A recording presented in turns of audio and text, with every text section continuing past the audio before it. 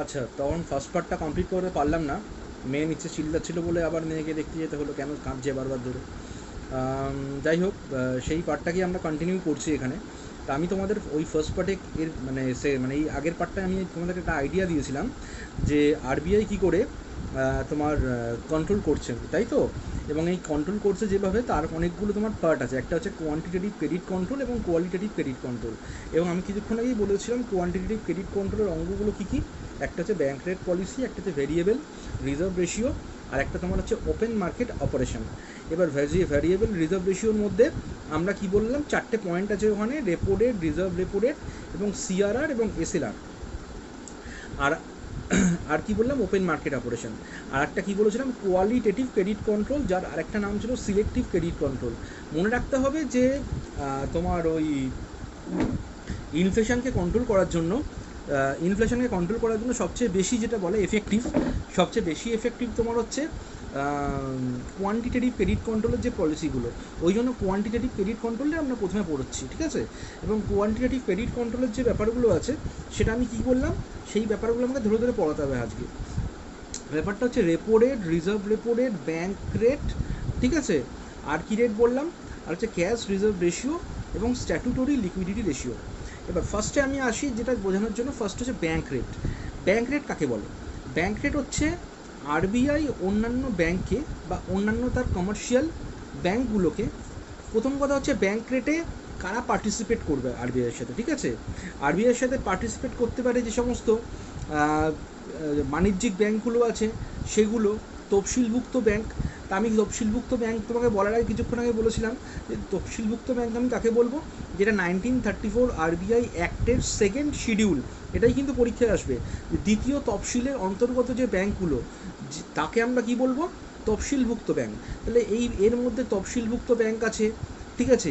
বিভিন্ন state government আছে, government of India আছে, কোঅপারেটিভ ব্যাঙ্ক আছে, কিন্তু নেই কে? Regional rural bank. এটা মনে রেখে দেবে যে আরবিআইয়ের সাথে ম্যাক্সিমাম ট্রানজ্যাকশানগুলো সমস্ত কেউ করতে পারে, কিন্তু ম্যাক্সিমাম ট্রানজ্যাকশান যেটা হয় না সেটা হচ্ছে রিজিওনাল রুরাল ব্যাঙ্কের, কিন্তু আরবিআইয়ের সাথে খুব একটা বেশি ট্রানজ্যাকশান হয় না, ওদেরটা কিন্তু একটা আলাদা অ্যাক্ট দ্বারা হয়, ঠিক আছে? এবং রিজিওনাল রুরাল ব্যাঙ্কের জন্য আরআরবি অ্যাক্ট 1976, সেই অনুপাতে কিন্তু ওদের গাইডলাইনটা ঠিক করা আছে। এবার মনে রাখতে হবে আরবিআই, আমি কিছুক্ষণ আগেই বলেছিলাম যে ব্যাঙ্কিং রেগুলেশন অ্যাক্ট 1949 এর মারফত আরবিআই এই সমস্ত যে সমস্ত কমার্শিয়াল ব্যাঙ্কগুলো আছে, সেই কমার্শিয়াল ব্যাঙ্কগুলোকে কন্ট্রোল করে বা রেগুলেট করে। এবার আমরা ফার্স্টে আসছিলাম কি, ব্যাঙ্ক রেট। ব্যাঙ্ক রেট মানে আরবিআই এই সমস্ত প্রতিষ্ঠানগুলোকে, মানে গভর্নমেন্ট অফ ইন্ডিয়া হতে পারে, বা তোমার স্টেট গভর্নমেন্ট হতে পারে, বা কোনো নন ব্যাঙ্কিং ফিনান্সিয়াল কোম্পানি, অনেক জায়গায় এনবিএফসি লেখা থাকে, অনেক জায়গাতে নন ব্যাঙ্কিং ফিনান্সিয়াল ইনস্টিটিউশন, এগুলোকে আরবিআই এর সম্বন্ধে আমি এনবিএফসি সম্বন্ধে আমি যখন পড়াবো চ্যাপ্টারে, ঠিক আছে, ব্যাঙ্ক যখন পড়াবো তখন বলবো। অর্থাৎ এই যে সমস্ত ফিনান্সিয়াল ইনস্টিটিউশনসগুলো আছে বা অন্যান্য ব্যাঙ্কগুলো আছে, অন্যান্য ব্যাঙ্ক বা ফিনান্সিয়াল ইনস্টিটিউশনসগুলোকে আরবিআই যে রেট অফ ইন্টারেস্টে, ঠিক আছে, লং টার্ম লোন দিচ্ছে, তাকেই আমরা কি বলবো, ব্যাঙ্ক রেট। অর্থাৎ ব্যাঙ্ক রেট মানে আরবিআই অন্যান্য ব্যাঙ্ক এবং ফিনান্সিয়াল ইনস্টিটিউশনসগুলোকে যে সুদের হারে দীর্ঘমেয়াদী ঋণ দিচ্ছে, তাকেই আমরা কি বলবো, ব্যাঙ্ক রেট। আমি ফার্স্ট আগের যে ভিডিওতে কি বলেছিলাম, যখন আরবিআই কি করবে, ঋণ দেবে, তাই তো, বা লোন কাউকে দেবে, মানে টাকা দেবে কাউকে, তার বিপরীত, অর্থাৎ টাকার বিপরীত দিকে কার প্রভাব হবে? টাকার বিপরীত দিকে সেই সমস্ত গভর্নমেন্ট সিকিউরিটি বা বন্ড বা লগ্নিপত্র, এগুলোর একটা কী হবে, অপোজিটে একটা প্রভাব হবে। তাহলে আমরা বলতে পারি আরবিআই যে সুদের হারে অন্যান্য ব্যাংকের লোন দিচ্ছে, লোন দেওয়া মানে কি, তার থেকে সিকিউরিটিটা নিয়ে লোন দিচ্ছে, এটাকে আমরা কি বলবো, ব্যাঙ্ক রেট। নেক্সট পয়েন্ট কী আসছে, এবং মনে রাখবে এই যে ব্যাঙ্ক রেটটা কিন্তু দীর্ঘমেয়াদী। এবার তুমি যদি ধরো এর মাধ্যমে কী করে ইনফ্লেশনকে চেক করা যায়। যদি সাপোজ ধরো আরবিআই ব্যাঙ্ক রেটটাকে বাড়িয়ে দিল, আরবিআই যদি ব্যাঙ্ক রেটকে বাড়ায় তাহলে কী হবে? তাহলে মার্কেটে আরবিআই যদি ব্যাঙ্ক রেটকে বাড়ায়, তাহলে অন্যান্য ব্যাঙ্কগুলো আরবিআইয়ের থেকে কি টাকা নেবে? টাকা নেবে না, তখন আরবিআইয়ের থেকে কিন্তু টাকাটা কম পরিমাণে নেবে। অর্থাৎ আরবিআই যখন ব্যাঙ্ক রেট বাড়াবে, তখন তার মাধ্যমে কী করবে আরবিআই, অন্যান্য ব্যাঙ্কে টাকার জোগানটা কমিয়ে দেবে। আবার আরবিআই যখন ব্যাঙ্ক রেট কমিয়ে দিল, তখন অন্যান্য ব্যাঙ্ক বললো হয়তো আমার তো পোয়া বারো, এই কম রেটে আমি যখন কম রেট পাচ্ছি, ব্যাঙ্ক রেটটা যখন কম আরবিআই সেট করেছে, তখন আমি আরবিআই থেকে কী করবো, অনেক পরিমাণ টাকা দীর্ঘমেয়াদে নেব, তার মানে লোন নেব। অর্থাৎ আমি বলতে পারি যখন আরবিআই ব্যাংক রেটকে কমাচ্ছে তখন অন্যান্য ব্যাংকের কাছে টাকাটা যোগান অনেকটা বেড়ে যাচ্ছে। আবার আরবিআই যখন ব্যাংক রেট বাড়িয়ে দিচ্ছে তখন অন্যান্য ব্যাংকের কাছে টাকার যোগানটা কমে যাচ্ছে। আর ব্যাংকের কাছে যদি অন্যান্য কমার্শিয়াল ব্যাংকের কাছে যদি টাকা আসে তখনই তো সে তার মানে মার্কেটে সেই টাকাটা খাটাবে। তার মানে আমি বলতে পারি যে ব্যাংক রেট বাড়াবার মাধ্যমে মার্কেটে যে লিকুইডিটি, ঠিক আছে, সেটা কী করবে আরবিআই কমিয়ে দেবে। এবং যখন ব্যাংক রেট কম থাকবে তখন কী করবে আরবিআই মার্কেটে টাকার যোগানটা কী করবে বাড়িয়ে দেবে, বা লিকুইডিটি কী করবে বাড়িয়ে দেবে।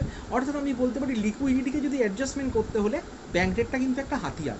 এবার মনে রাখতে হবে তোমার এই যে ব্যাংক রেট, এই ব্যাংক রেটটা কিন্তু খুব একটা এফেক্টিভ নয়, কারণ এটা দীর্ঘমেয়াদে, তো দীর্ঘমেয়াদে তোমার হচ্ছে মুদ্রাস্ফীতিকে কন্ট্রোল করা খুব একটা মানে এইবার দীর্ঘমেয়াদে বলে এটা খুব একটা মানে আমাদের ভারতের ক্ষেত্রে খুব একটা এফেক্টিভ নয়, ঠিক আছে, মানি মার্কেটে। এবার ব্যাংক রেটের পরে তাহলে এফেক্টিভ কোনটা? এফেক্টিভ হচ্ছে, এবার আমরা এফেক্টিভের জায়গায় আসছি। এবার আমরা ব্যাংক রেটের পরে আসবো হচ্ছে ক্যাশ রিজার্ভ রেশিও। তো ক্যাশ রিজার্ভ রেশিও কাকে বলে? মনে রাখবে আরবিআই কী করে অন্যান্য ব্যাংকের থেকে অন্যান্য ব্যাংকে বলে যে তুমি তোমার একটা অংশ বা তুমি তোমার যে জনগণের থেকে যে টাকাটা ডিপোজিট নিচ্ছ তার অংশ, অর্থাৎ জনগণের থেকে যে আমানতটা সংগ্রহ করছো সেই আমানতের একটা অংশ আমার কাছে ক্যাশ হিসাবে রেখে দাও। তাহলে আরবিআই কী বলছে সমস্ত ব্যাংকে? বলছে তুমি জনগণের থেকে যে টাকা আমানত হিসাবে নিচ্ছ সেই টাকাটার একটা অংশ আমার কাছে তুমি ক্যাশ হিসাবে রেখে দাও।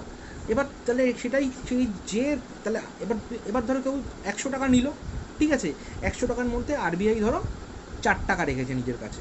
আরবিআই বললো তুমি আমার কাছে 100 টাকা যদি তুমি মোট আমানত নাও তাহলে তুমি আমার কাছে 4 টাকা রেখে দাও। তাহলে ক্যাশ রিজার্ভ রেশিও রেটটা কত পার্সেন্ট হবে? 4%, তাই তো। এবার যদি মনে করো আরবিআই সিআরআরটাকে বাড়িয়ে দিচ্ছে, যদি ক্যাশ রিজার্ভ রেশিও বেড়ে যায় তখন অন্যান্য ব্যাংকগুলোকে 4 টাকার জায়গায় কী করতে হবে? 10 টাকা রাখতে হবে। ধরো ক্যাশ রিজার্ভ রেশিও আরবিআই 10% করে দিল, তখন অন্যান্য ব্যাংকে কত রাখতে হবে? 10 টাকা। আবার ধরো ক্যাশ রিজার্ভ রেশিও আরবিআই কমিয়ে 5% কমে দিল, তাহলে অন্যান্য ব্যাংক তখন আরবিআইতে কত টাকা ক্যাশ হিসাবে রাখবে? অন্যান্য ব্যাংক তখন আরবিআইতে 5 টাকা ক্যাশ হিসাবে মজুদ রাখবে। অর্থাৎ আমি বলতে পারি যখন আরবিআই ক্যাশ রিজার্ভ রেশিওটা বাড়িয়ে দিচ্ছে অর্থাৎ 10% করছে, তখন অন্যান্য ব্যাংকের হাতে যদি 100 টাকা আমানত নেয় অন্যান্য ব্যাংকের হাতে কী থাকছে? 90 টাকা অবশিষ্ট থাকছে। আবার যখন আরবিআই সেটা 5% করছে তখন হাতে আর অন্যান্য ব্যাংকের হাতে কত টাকা অবশিষ্ট আছে? 95 টাকা। অর্থাৎ আমি বলতে পারি যে ক্যাশ রিজার্ভ রেশিও যখন বেড়ে যায় তখন অন্যান্য ব্যাংকের হাতে বা কমার্শিয়াল ব্যাংকগুলোর হাতে টাকার যোগান কমে যায়। আবার কি বলবো, যদি ক্যাশ রিজার্ভ রেশিও কমে যায় তখন অন্যান্য ব্যাংকের কাছে টাকার যোগানটা কী হবে? বেড়ে যাবে।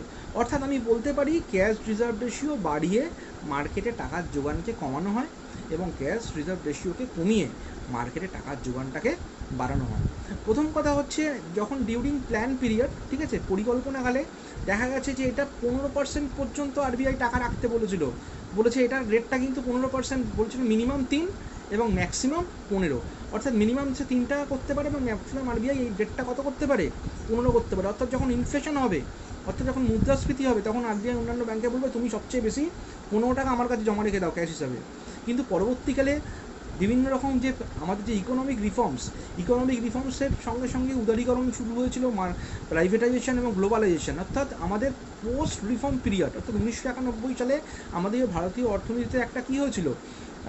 এলপিজি পলিসি ইন্ট্রোডিউস হয়েছিল। এলপিজি মানে হচ্ছে লিবারালাইজেশন, প্রাইভেটাইজেশন এবং গ্লোবালাইজেশন। এবং এই যে পলিসিটা ইন্ট্রোডিউস হওয়ার পরে আরবিআই আস্তে আস্তে কী করছে? রিফর্ম করছে এবং এই যে 3%, 15% এই যে ব্যারিয়ার্সগুলো, এই ব্যারিয়ার্সগুলো আস্তে আস্তে কী করছে? আরবিআই তুলে দিয়েছে। অর্থাৎ এখন কিন্তু আরবিআই আর বলতে মানে মিনিমাম 3 আর ম্যাক্সিমাম 15 এই ব্যাপারটা কিন্তু আর নেই। এখন আরবিআই মোটামুটি ক্যাশ রিজার্ভ রেশিওকে 4% বা এর আশপাশে কিন্তু আরবিআই সবসময় বেঁধে রাখে। ঠিক আছে, তোমাদেরকে আমি একটা চার্ট দিয়ে দেবো যে বর্তমান সিনারিওতে repo rate, reserve repo rate, CRR, SLR, ঠিক আছে, এই মুহূর্তে কত আমার কাছে সব রেডি আছে, এটা নোটস আকারে আছে, আমি তোমাদের এটা প্রোভাইড করব। তুমি দেখবে এই যে সিনারিও রিসেন্ট মানে কয়েকটা বছর বা পাস্ট অনেকগুলো বছর ধরে আরবিআই সাধারণত 4% বা এর আশপাশে কিন্তু ক্যাশ রিজার্ভ রেশিওটাকে মেনটেন করছে। অর্থাৎ আরবিআই চাইছে ব্যাংকের হাতে কিন্তু বেশি টাকা থাকুক। ব্যাংক যদি আরবিআইতে বেশি টাকা জমা রেখে দেয় তাহলে সে ট্রানজ্যাকশন বা সে বিজনেসটা করবে কী করে? অর্থাৎ আরবিআই চাইছে ব্যাংকটাকে ভালো করে বিজনেস করতে দেবো, ওই জন্য সিআরআরটাকে অনেকটা কমিয়ে প্রায় 4% বা তার আশপাশে রেখে দেওয়া হয়েছে। ঠিক আছে, এবার আমি আসবো হচ্ছে এসএলআর। এসএলআর এর ফুল মিনিং হচ্ছে স্ট্যাটুটরি লিকুইডিটি রেশিও। ঠিক আছে, আচ্ছা, এসএলআরে আসার আগে আমরা যেটা পড়ে আসলাম, আমি আরেকটা তোমাদের রিমাইন্ডার দিয়ে দিই। আমরা এক্ষুনি পড়লাম কি, ব্যাংক রেট পড়লাম, আর কি পড়লাম, ক্যাশ রিজার্ভ রেশিও পড়লাম। আমি এটুকুন বললাম, এটুকুন তো তোমাদের বোঝাতে পারলাম যে এই ব্যাংক রেট আর ক্যাশ রিজার্ভ রেশিও যখন বেড়ে যায় মার্কেটে টাকার যোগান কি হয়, কমে যায়। আবার ঠিক উল্টোটাও ঠিক, যখন এই ব্যাংক রেট এবং ক্যাশ রিজার্ভ রেশিও কমে যায় তখন মার্কেটে টাকার যোগান বেড়ে যায়। এবার আমি কি বলবো, এসএলআর মানে স্ট্যাটুটারি লিকুইডিটি রেশিও। তা এই স্ট্যাটুটারি লিকুইডিটি রেশিও ব্যাপারটা কি, আরবিআই বলছে যে সমস্ত ব্যাংকগুলোকে, ঠিক আছে, সমস্ত ব্যাংকগুলোকে আরবিআই নির্দেশ দিচ্ছে, বলছে তুমি জনগণের কাছ থেকে যে টাকাটা আমানত হিসাবে সংগ্রহ করছো সেই পুরো টাকাটা তুমি কিন্তু বিজনেসে খরচা করতে পারবে না। সেই টাকাটার একটা নির্দিষ্ট পোর্শন টাকা বা নির্দিষ্ট পরিমাণ অংশ, ঠিক আছে, সেটা তোমার কাছে সবসময় পার্ক করে তোমাকে রাখতে হবে। ঠিক আছে, পার্ক করে রাখা মানে সেটা তুমি তোমার কাছে রেখে দাও। কী ফর্মে রেখে দাও, ক্যাশ হিসাবে রাখতে পারো, গোল্ড হিসাবে রাখতে পারো, অথবা গভর্নমেন্ট বন্ড বা সিকিউরিটি যেটা আরবিআই থেকে তারা কেনে, ঠিক আছে, সেই হিসাবে রাখতে পারো। অর্থাৎ আরবিআই সমস্ত বাণিজ্যিক ব্যাংকগুলোকে বলছে যে তুমি তোমার টাকাটা, তুমি যদি 100 টাকা মানুষদের কাছ থেকে নাও, তুমি কিন্তু পুরো টাকাটা কিন্তু ব্যাংক খাটাতে পারবে না, বা এটা নিয়ে তুমি বিজনেস করতে পারবে না। তোমাকে তোমার ওই টাকার একটা পোর্শন কী করতে হবে, সরিয়ে রেখে দিতে হবে। দেখতে পাচ্ছ তো তুমি তোমার সামনেই যে বিজয় মালিয়া, নীরব মোদী এরা তো তোমার টাকা নিয়ে চৌপাট করে দিয়েছে, ঠিক আছে। এবং এই যে তোমার এই যে টাকা নিয়ে চৌপাট করার পরেও কিন্তু ব্যাংকগুলোকে মোটামুটি তোমার অস্তিত্ব তো রয়েছে, ব্যাংকগুলোর অস্তিত্ব তো বিলুপ্ত হয়ে যায়নি। হ্যাঁ, তাদের পক্ষে একটা মানিটারি লস হয়েছে, এই লস করার পরও তারা অস্তিত্ব টিকিয়ে রেখে দিয়েছে, কারণ তারা আরবিআই গাইডলাইন মেনে তারা তাদের মোট আমানতের একটা অংশ কী করেছে, এসএলআর বা স্ট্যাটুটরি লিকুইডিটি রেশিওটাকে মেনটেন করেছে। অর্থাৎ তারা যদি 100 টাকা নেয়, তার একটা অংশ দিয়ে তারা কী করেছে, ওটাকে আলাদা সরিয়ে রেখে দিয়েছে। এবার আমি একটু পরে আসবো, এই টাকাটা সরিয়ে রেখে দিয়েছে, এই টাকাটা এবার যখন ব্যাংক মানে লোকসান বা ব্যাংকের আর কোনো ধার করার অপশান থাকে না, ঠিক আছে, মনে রাখবে, ব্যাংকের যখন আর কোনো ধার করার অপশান থাকে না, তখন ব্যাংক এই টাকাটা, যেটা আমি আলাদা সরিয়ে রাখলো এসএলআর হিসাবে, তখন এই টাকাটা ব্যাংক কী করে, বা তখন এই টাকাটা বা তখন এই সিকিউরিটি বা তখন এই গোল্ড ব্যাংক কাজে লাগায়। অর্থাৎ ব্যাংক কিন্তু চাইলে এই যে গচ্ছিত টাকাটা কিন্তু হাত দিতে পারে না, ঠিক আছে। তুমি যেমন অনেকে থাকে না বাজারে, মানে তারও মাসে ধরো কারো মাসে 5,000 টাকা মাইনে, সে বললো না ভাই আমি 5,000 টাকার মধ্যে 1,000 টাকা রেখে দেবো, আমার চরম দুর্দিন আসুক, চরম না খেতে পাই, কিন্তু এই 1,000 টাকায় আমি হাত দেবো না। যেদিন একদম আমি পারবো না চালাতে, সেদিন আমি এই 1,000 টাকাটাতে হাত দেবো। ব্যাংকের ক্ষেত্রে এসএলআর বা স্ট্যাটুটরি লিকুইডিটি রেশিওটাও কিন্তু সেই একই ধরনের। অর্থাৎ তারা এবার ব্যাপারটা হচ্ছে এর মানটা কত, এর যে রেশিওর ভ্যালুটা কত। সাধারণত আরবিআই প্ল্যান পিরিয়ডে এর ভ্যালুটা 25% থেকে 40% বা 38.5% এর মধ্যে ঠিক করেছিল, ঠিক আছে। মানে বুঝতেই পারছো, আরবিআই সবসময় চেষ্টা করেছিল ব্যাংকের কাছে 25 থেকে 40% এই রেঞ্জের মধ্যে টাকা ওদেরকে রাখতে হবে। পরবর্তীকালে এই রেঞ্জটা 38.5 থেকে আস্তে আস্তে বা 40 থেকে আস্তে আস্তে কমে 25 আরবিআই আনলো। আরবিআই বললো তোমার কাছে মিনিমাম 25% টাকা, বা তুমি 100 টাকা যদি তুমি আমানত জনগণের থেকে কালেক্ট করো, তার মধ্যে 25 টাকা তোমাকে কিন্তু সরিয়ে রাখতে হবে, তুমি হাত দিতে পারবে না। কী হিসাবে তুমি রাখবে, ক্যাশ হিসাবে রাখতে পারো, গোল্ড হিসাবে রাখতে পারো, অথবা তোমাকে গভর্নমেন্ট সিকিউরিটি বা বন্ড, এইগুলো তোমাকে এই আকারে তোমাকে ওই 25% টাকাটা সরিয়ে রাখতে হবে। এবং পরবর্তীকালে তোমার কি হলো, আরবিআই আবার অ্যামেন্ডমেন্ট হলো, এবং পরবর্তীকালে তোমার এই যে ব্যারিয়ার যে 25% এটাকেও তুলে দেওয়া হলো। অর্থাৎ আরবিআই বলছে তোমার কাছে 25% টাকা, আর আরবিআই তো চিন্তা করছে, আমরা কিছুক্ষণ আগে কী বললাম, ইকোনমিক রিফর্মস 1991, এরপরে আরবিআই চিন্তা করেছে, আরবিআই সব টাকা যদি ব্যাংক সরিয়ে রেখে দেয়, আমার কাছে যদি গচ্ছিত রেখে দেয়, তাহলে ব্যাংক তাহলে বিজনেসটা করবে কী দিয়ে, ব্যাংকের তো তাহলে বিজনেস করার মতো প্রয়োজনীয় টাকা থাকবে না। তখন আরবিআই কী করলো, বললো না, আস্তে আস্তে এই 25% 40% এই ব্যারিয়ার্সগুলো আস্তে আস্তে কী করেছে, এই আস্তে আস্তে এগুলো তুলে দেওয়া হয়েছে। এবং যত আস্তে আস্তে তুলে দেবে, তত কী হচ্ছে, এগুলো হচ্ছে ইকোনমিক রিফর্মস, তত ইকোনমিক রিফর্মস হবে, তত আস্তে আস্তে এগুলো আস্তে আস্তে কী হবে, কমে যাচ্ছে। অর্থাৎ এসএলআর এর মানটা আস্তে আস্তে কী হচ্ছে, কমে এসছে। অর্থাৎ তবুও কিন্তু তোমাকে মনে রাখতে হবে, এসএলআর মান কমলেও কিন্তু একটা এর কিন্তু মোট আমানতে সেটা 20 হতে পারে, 22 হতে পারে, 25 হতে পারে, 15 হতে পারে, 18 হতে পারে, একটা বৃহৎ পরিমাণ টাকা কিন্তু ব্যাংকগুলো সরিয়ে রেখে দেয়। অর্থাৎ ভবিষ্যতে তাদের দুর্দিনের কথা ভেবে, অর্থাৎ দুর্দিনে তখন তারা এই টাকাটা ইউজ করবে। কী করে ইউজ করবে আমি একটু পরে আসছি। নেক্সট আমরা এসএলআর বুঝতে পারলাম। আচ্ছা, এবার আমি কি বলবো, যদি এসএলআর এর মান বেড়ে যায়, এসএলআর মান বেড়ে যাওয়া মানে কি আমি এক্ষুনি বললাম, তাহলে ব্যাঙ্কগুলোকে বেশি পরিমাণ টাকা সরিয়ে রাখতে হবে। তাহলে ব্যাঙ্ক যদি বেশি টাকা সরিয়ে রাখে তখন মার্কেটে তাদের হাতে রাখা থাকবে না, তো তখন তাহলে মার্কেটে টাকার যোগান কী হবে, কমে যাবে। আবার এসএলআরের মান যদি কমে যায়, এসএলআর কমিয়ে দেওয়া মানে কি ব্যাঙ্কগুলোকে বলছে তুমি কম টাকা সরিয়ে রাখো, তখন ব্যাঙ্কের কাছে অনেক টাকা পড়ে থাকবে, তখন ওই তাদের বিজয় মালিয়া, নীরব মোদি বা আরও অনেককে তখন কী করবে আরবিআই, তখন অন্যান্য ব্যাঙ্কগুলো কী করবে, বিজয় মালিয়া, নীরব মোদির মতো আরও অনেক লোককে টাকা ঢালবে এবং মার্কেটে টাকা আসবে। যত বেশি টাকা মার্কেটে আসবে তত কী হবে, ইনফ্লেশন বাড়বে। অর্থাৎ আমি কি বললাম, ইনফ্লেশনকে কমিয়ে দেওয়ার জন্য এসএলআরকে বাড়িয়ে দেওয়া হয়। আবার ইনফ্লেশনকে যখন আমরা বাড়াতে চাইবো, অর্থাৎ যখন আমরা মার্কেটে টাকার যোগান আনতে চাইবো, তখন এসএলআরটাই কী করবো, কমিয়ে দেবো। অর্থাৎ এই তিনটে যেটা পড়লাম সবই কিন্তু এক ট্রেন্ড কিন্তু এক, অর্থাৎ প্রত্যেকটা রেট বাড়ছে, মার্কেটে টাকার যোগান কমছে, আর প্রত্যেকটা রেট কমছে, মার্কেটে টাকার যোগান বাড়ছে। এবার তুমি বলতে পারো ব্যাঙ্ক রেট, সিআরআর আর এসএলআর এইগুলোর মাধ্যমে মুদ্রাস্ফীতি যতটা না কন্ট্রোল করা যায়, তার থেকে বেশি এফেক্টিভ মুদ্রাস্ফীতি কন্ট্রোল করতে গেলে সেটা হচ্ছে কি, রেপো রেট। এই রেপো রেট সম্বন্ধে আমরা একটু আসবো। রেপো রেট হচ্ছে একটা বিখ্যাত রেট, 1992 সালের ডিসেম্বর মাসে রেপো রেটটা প্রথম ইন্ট্রোডিউস করা হয়, ঠিক আছে। এবং এই রেপো রেটকে একটা ইন্টারেস্ট রেট যা বলার থেকে আমরা বলবো একটা রিডিউস রেট। আচ্ছা, রেপো রেট সম্বন্ধে আমি একটা কথা বলি। রেপো রেট মানে হচ্ছে rate of repurchase. Repo rate কথা মানে হচ্ছে রেট অফ রিপারচেস। আমি তোমাকে কিছুক্ষণ আগে বলেছিলাম যে প্রত্যেকটা ব্যাংকেই নিজের আরবিআই থেকে কিছু পরিমাণ সিকিউরিটি বা মানে তোমার লগ্নিপত্র বা বন্ড এগুলোকে কিনে নিজের কাছে রেখে দিতে হয়, ঠিক আছে। একটা পার্ট সরিয়ে রাখে ওরা কী জন্য, একটা পার্ট সরিয়ে রাখে অ্যাজ এ এসএলআরের কোটা একটা, ওই আমরা কি বললাম যে একটা যে আমরা আরবিআই থেকে যে ওরা যে সমস্ত লগ্নিপত্র বা সিকিউরিটি বা বন্ড কিনলো, তার একটা পোর্শন কমার্শিয়াল ব্যাঙ্কগুলো সরিয়ে রাখে এসএলআর কোটাভুক্ত সিকিউরিটি হিসাবে, আর আরেকটা পার্ট ওরা নিজেদের কাছে রেখে দেয়, ওটা হচ্ছে এসএলআরের বহির্ভূত সিকিউরিটি বা লগ্নিপত্র। আর এই যে এসএলআরের বহির্ভূত সিকিউরিটি বা লগ্নিপত্র, এটা ওরা কি করে, এটা ওরা আরবিআইকে বিক্রি করে, ঠিক আছে।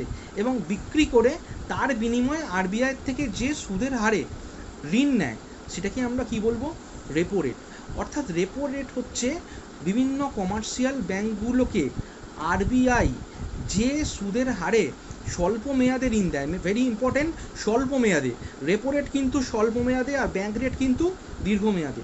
অর্থাৎ আমি কি বলতে পারছি, আরবিআই অন্যান্য কমার্শিয়াল ব্যাঙ্ককে যে সুদের হারে স্বল্প মেয়াদে ঋণ দেয় তাকে আমরা বলবো রেপো রেট। এটা রেপো রেটের প্রথম সংজ্ঞা।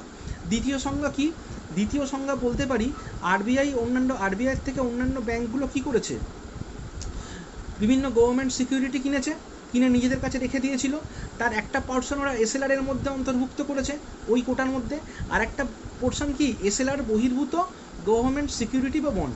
এবার আমি কি বলতে পারি, আরবিআই যখন টাকা দেবে তখন ওই যে এসএলআর বহির্ভূত যে সিকিউরিটি বা বন্ডগুলো অন্যান্য ব্যাংকের কাছে আছে সেগুলো তখন কোন দিকে যাবে, আরবিআইয়ের কাছে আসবে। অর্থাৎ আরবিআই অন্যান্য ব্যাংকে টাকা দেওয়ার মাধ্যমে, ঠিক আছে, তার থেকে যে রেটে ওই সমস্ত সিকিউরিটিগুলো পারচেস করছে, এটাকে আমরা কি বলবো, এটাকে আমরা বলবো রেপো রেট। অর্থাৎ রেপো রেটের আমরা দুটো সংজ্ঞা পেলাম, আরবিআই অন্যান্য ব্যাংকে যে সুদের হারে স্বল্প মেয়াদে ঋণ দিচ্ছে, এটা হচ্ছে ফার্স্ট সংজ্ঞা। আর সেকেন্ড সংজ্ঞাটা আমরা কী পেলাম, আরবিআই তার যে সিকিউরিটি বা বন্ডগুলোকে যে সুদের হারে বা যে রেটে অন্য ব্যাংকের থেকে কিনছে তাকে আমরা কি বলছি, রেপো রেট। আর থার্ড সংজ্ঞা কি বলবো, থার্ড সংজ্ঞা হচ্ছে প্রত্যেকটা ব্যাংকই তার যে সিকিউরিটিগুলো যখন আরবিআইকে দিচ্ছে, আবার তো ওকে আরবিআই থেকে কিনতে হবে, তাই তো। তাহলে যখন সিকিউরিটিগুলো ও আরবিআইকে দিচ্ছে এবং দেওয়ার পরে, অর্থাৎ দিয়ে ও টাকা নিচ্ছে আরবিআইয়ের থেকে, দেওয়ার পরে যতদিন পর্যন্ত না সেই টাকাটা পরিশোধ করছে, অর্থাৎ পরিশোধ করলে সে সিকিউরিটিগুলো আরবিআই থেকে আবার ফিরে পাবে, যতদিন সে টাকাটা আরবিআইকে পরিশোধ করছে ততদিন সে একটা নির্দিষ্ট সুদের হার আর বা নির্দিষ্ট পরিমাণ সুদ আরবিআইকে দিতে থাকছে। অর্থাৎ প্রত্যেকটা ব্যাংকই যতক্ষণ পর্যন্ত তার যে সমস্ত সিকিউরিটিগুলো আছে, কোন সিকিউরিটি, এসএলআর বহির্ভূত সিকিউরিটিগুলো আরবিআই থেকে যতক্ষণ না পর্যন্ত ফেরত পাচ্ছে ততক্ষণ তারা একটা নির্দিষ্ট পরিমাণ টাকা বা সুদ ইন্টারেস্ট আরবিআইকে প্রদান করে। এটাকে আমরা কি বলবো, রেপো রেট। তাহলে রেপো রেটকে আমরা তিনটে ওয়েতে তার সংজ্ঞাটাকে ডিফাইন করলাম। এবার আমি যদি বলি তাহলে রেপো রেট, এবার নেক্সট 4th পয়েন্ট আমি কি বলবো, রেপো রেট হচ্ছে এমন একটা রেট যে রেটের মাধ্যমে, তাহলে রেপো রেট মানে কি বুঝতে পারছি আমরা, আরবিআই অন্য অন্য ব্যাংকে কি করছে, টাকা দিচ্ছে, তাই তো। তা সেটা যত স্বল্প মেয়াদে টাকা দিচ্ছে, অর্থাৎ রেপো রেট সবসময় একটা কি করছে, মার্কেটে টাকার যোগানটাকে কি করছে, লিকুইডিটি আনছে। মার্কেটে লিকুইডিটি বাড়াতে গেলে কোন রেট কাজ করে, অ্যান্সার কী হবে, রেপো রেট, ঠিক আছে। শর্ট টার্ম লিকুইডিটি হতে গেলে রেপো রেট। এবার আমি বলবো রেপো রেট সম্বন্ধে আমি একটা কথা বলি, এই যে রেপো রেট, এই রেপো রেটটা কিন্তু তোমার হচ্ছে অনেকটা ডিটারমাইনিং ফ্যাক্টর। কোন সময় ডিটারমাইনিং ফ্যাক্টর হয়, কল মানি মার্কেট, ঠিক আছে, এবং তোমার হচ্ছে নোটিশ মানি মার্কেট, ঠিক আছে। নোটিশ মানি এবং কল মানি ব্যাপারটা কি, যখন আরবিআই বা আরবিআই থেকে একদিন কোনো একটা ধরো রাতারাতি কোনো একটা লোকের মানে কোনো একটা ব্যাংকের টাকার দরকার হলো, তখন সে আরবিআই থেকে নিয়ে একদিনের মধ্যে আরবিআইকে সেটা কী করলো, পরিশোধ করলো। তাহলে এই যে সুদের হারটা, সেটা কিন্তু রেপো রেট, রেপো রেট অনুযায়ী বা রেপো রেট যা রেপো রেটের যা হার হবে এটাও কিন্তু, অর্থাৎ কল মানি মার্কেটে ইন্টারেস্ট রেটটা কিন্তু রেপো রেটের সমান হয়। আবার একদিন না হয় 14 দিন বাদে দিল, তখন কিন্তু আর এটা কল মানি বলা হয় না, তখন বলা হয় নোটিশ মানি।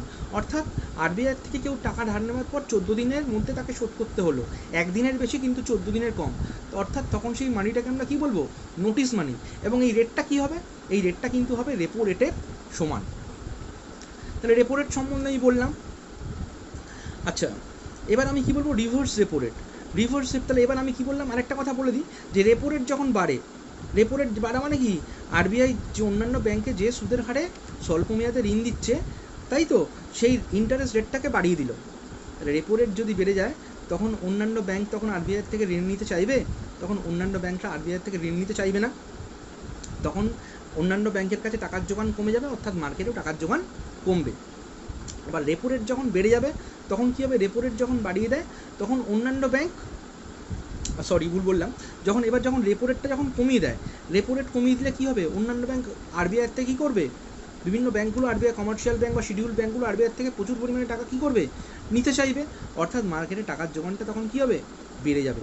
অর্থাৎ আমি কি বললাম, রেপো রেট কমিয়ে দিলে মার্কেটে টাকার যোগান বাড়ে, এবং রেপো রেট বাড়িয়ে দিলে মার্কেটে টাকার যোগান কমে যাচ্ছে।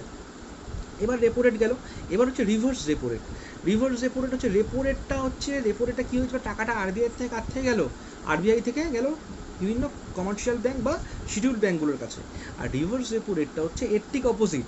রিভার্স রেপো রেট হচ্ছে, ধরো অন্যান্য কোনো ব্যাংক, সে ব্যাঙ্কিং বিজনেস করতে গিয়ে সবারই তো একটা এক্সট্রা, ধরো কোনো ব্যাংকের হাতে অনেক টাকা পয়সা চলে এসছে ব্যাঙ্কিং বিজনেস করতে গিয়ে, তখন নিজের কাছে রেখে কী করবে, তখন সে তার এক্সট্রা যে টাকাটা, ব্যবসার বাইরের যে টাকাটা, সে তখন গিয়ে আরবিআইতে কী করবে, আরবিআইকে বলে, আরবিআই যখন দেখে তার কাছে অনেক টাকা চলে এসছে, তার মানে সে তো চাইবে যখন ব্যাংকের কাছে অনেক টাকা আসবে, তখন কী করবে, ওই টাকাটা তো সে মার্কেটে খাটাতে চাইবে, তখন আরবিআই তখন মার্কেটে যদি তখন টাকাটা খাটাতে চায়, তখন কী হবে, মার্কেটে টাকার যোগান বাড়বে, অর্থাৎ ইনফ্লেশন তৈরি হবে।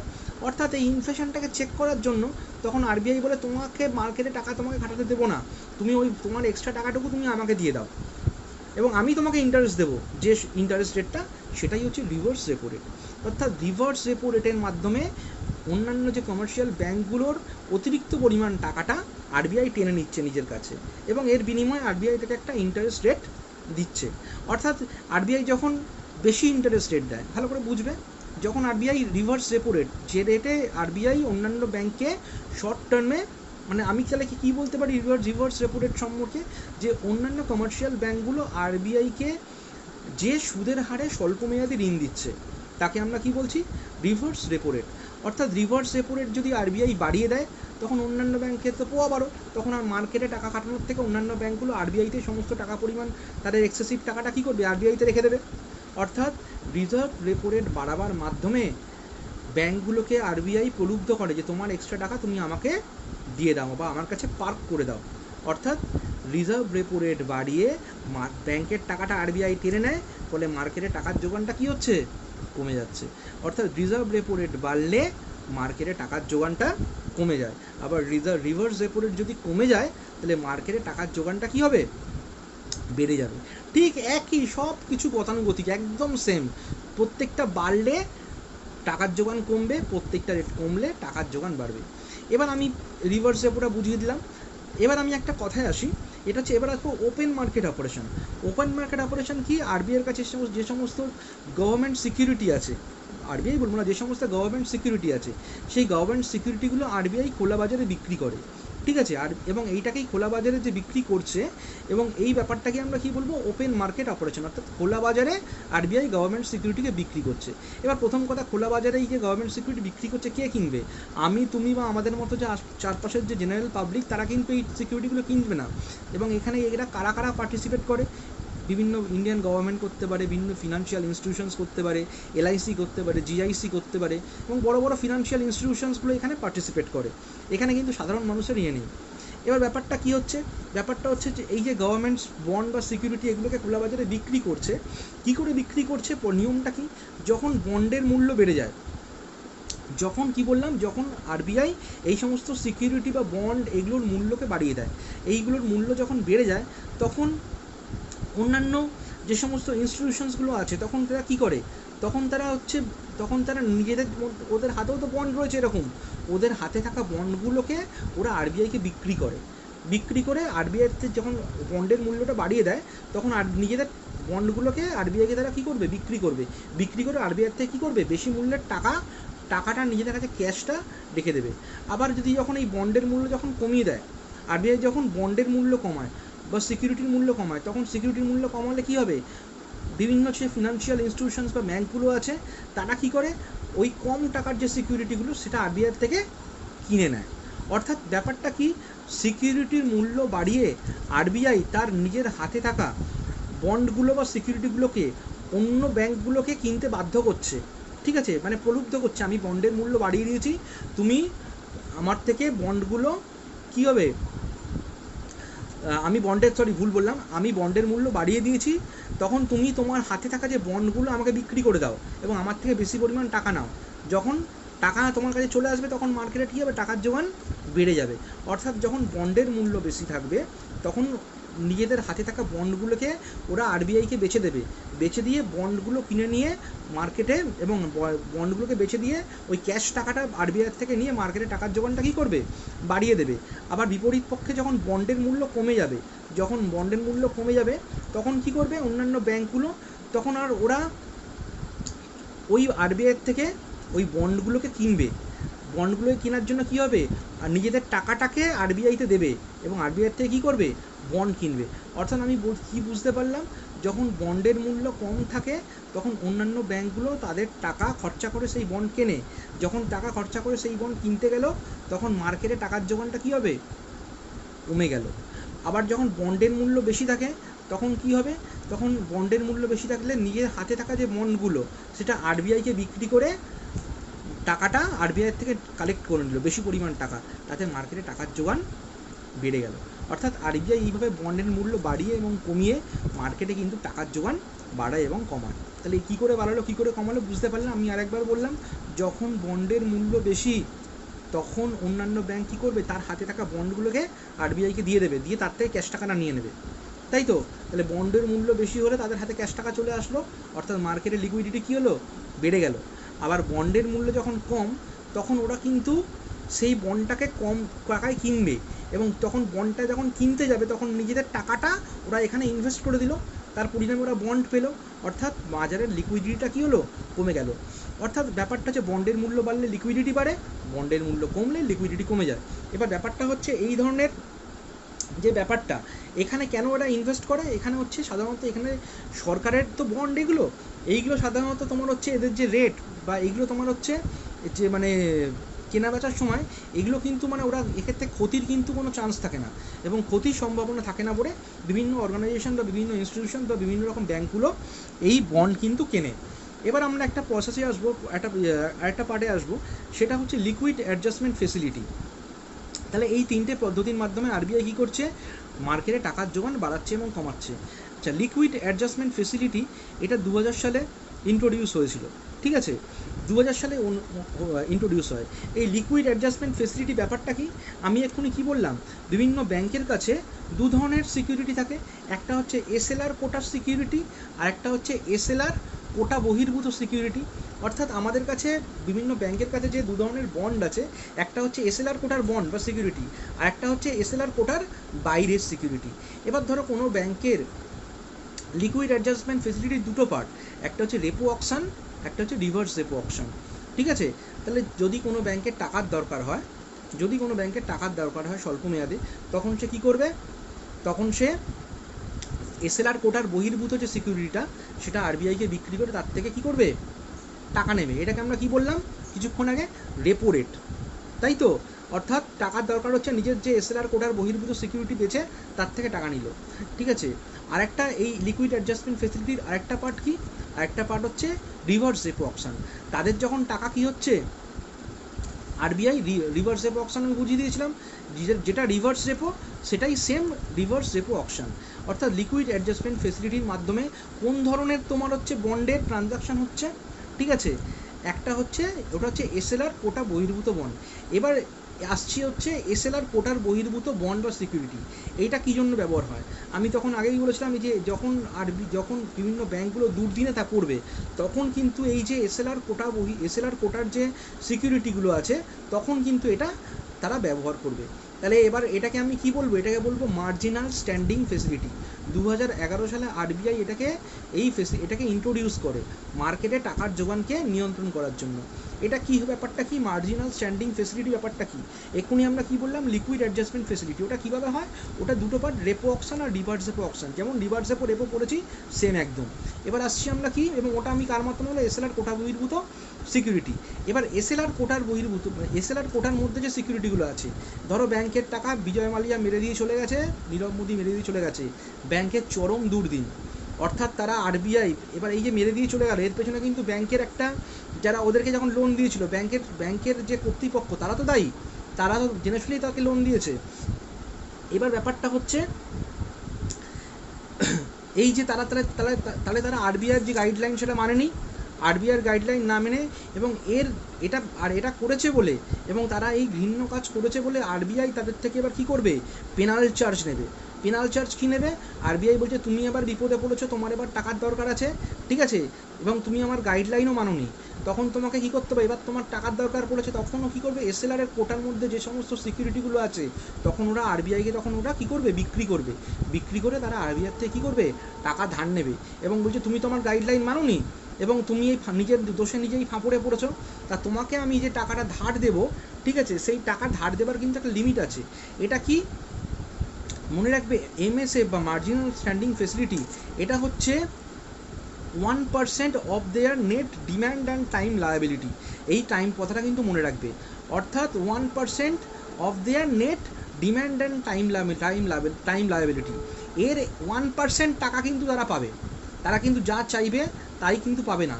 অর্থাৎ তারা যে ডিম্যান্ড, তারা মার্কেট থেকে যে টাকাটা নিয়েছে, অর্থাৎ তাকে যে টাকাটা তাকে শোধ করতে হবে ডিম্যান্ড, এবং যা তার লায়াবিলিটি আছে, অর্থাৎ যা তারা আমানত সংগ্রহ করেছে এবং তার যা লায়াবিলিটি আছে, এটাকে আমরা কি বলবো, net demand and time liability. এবং আরবিআই এমএসএফ উইন্ডোর মাধ্যমে এই যে নেট ডিম্যান্ড অ্যান্ড টাইম লায়াবিলিটির 1% টাকা সেই সমস্ত ব্যাঙ্কগুলোকে ধার দেয়। তাহলে ব্যাঙ্কগুলো যত ইচ্ছা টাকা চাইলেই কিন্তু পাবে না, তার যা ডিম্যান্ড এবং টাইম লায়াবিলিটি আছে তার কত পার্সেন্ট পাবে, 1% পাবে। এবং তাকে কি বিক্রি করতে হবে আরবিআইকে, তার যে লাস্ট রিসর্ট, অর্থাৎ তার কাছে অবশিষ্ট যে সমস্ত সিকিউরিটিগুলো এসএলআর কোটা, ঠিক আছে, তাকে আরবিআইকে বিক্রি করতে হবে, এবং তার বিনিময়ে তারা কী করছে, লোনটা পাচ্ছে। এবং এই যে সুদের হারটা মনে রাখবি, এই সুদের হারটা কিন্তু রেপো রেটের থেকে 1% বেশি। কেন, আরবিআই তো অন্যান্য ব্যাংকে তো রেপো রেটের টাকা ধার দেয়, তাহলে এটা রেপো রেটের থেকে 1% বেশি হলো কেন, অর্থাৎ ব্যাংকগুলো নিজের দোষে নিজে ফাঁপড়ে পড়েছে। আর তুমি যখন ফাঁপড়ে পড়েছো, আমার গাইডলাইন মানোনি, আমিও তোমার থেকে এক্সট্রা পেনাল্টি চার্জ নেব। অর্থাৎ এই যে রেট অফ ইন্টারেস্টটা, অর্থাৎ যতদিন ওরা সিকিউরিটির বেচে আরবিআই থেকে কী করবে, টাকা নেবে, এবং যতদিন পর্যন্ত ওরা টাকা শোধ না করবে ততদিন তাদেরকে রেপো রেটের থেকে 1% এক্সট্রা কী করতে হবে, দিতে হবে। অর্থাৎ আরবিআই রেপো রেট অপেক্ষা 1% এক্সট্রা তাদের কাছ থেকে চার্জ করছে। এটাই হলো মার্জিনাল স্ট্যান্ডিং ফেসিলিটি। এবং এই মার্জিনাল স্ট্যান্ডিং ফেসিলিটি হচ্ছে শনিবার এটা ওরা নিতে পারে না, এবং এইটা হচ্ছে সাধারণত দুপুর 3:30 থেকে 4:30 অবধি হয়। আমার কাছে নোটস আছে বা তুই আমার সঙ্গে লাগিয়ে দেবো, ওই পয়েন্টগুলো হচ্ছে একটু দেখে নেবে, ঠিক আছে। এবার এরপরে আমরা আসবো, তাহলে এইগুলো প্রত্যেকটাই হচ্ছে আরবিআই ডাইরেক্টলি কন্ট্রোল করছে ইনফ্লেশনকে। ঠিক আছে। আরেকটা পার্ট হচ্ছে কি, আরেকটা পার্ট আমরা পড়বো, সেটা হচ্ছে আমরা বলেছিলাম দুটো পার্ট, একটা কোয়ান্টিটেটিভ ক্রেডিট কন্ট্রোল, একটা qualitative credit control. Quantitative credit কন্ট্রোলটা বেশি ইম্পর্টেন্ট, আমরা পড়িয়ে দিলাম, এবং এর মাধ্যমে ইনফ্লেশনকে আরবিআই ডাইরেক্ট নিয়ন্ত্রণ করছে। আরেকটা কি আছে, একটা হচ্ছে qualitative credit control. Qualitative credit কন্ট্রোলের একটা পার্ট হচ্ছে মার্জিন। মার্জিন যেমন কোয়ালিটেটিভ ক্রেডিট কন্ট্রোলের মধ্যে আরবিআই যে করে ইনফ্লেশনকে কন্ট্রোল করে, তার মধ্যে ফার্স্ট একটা পার্ট আমি বলবো, কোয়ালিটেটিভ ক্রেডিট কন্ট্রোলকে আমরা সিলেক্টিভ ক্রেডিট কন্ট্রোলও বলি।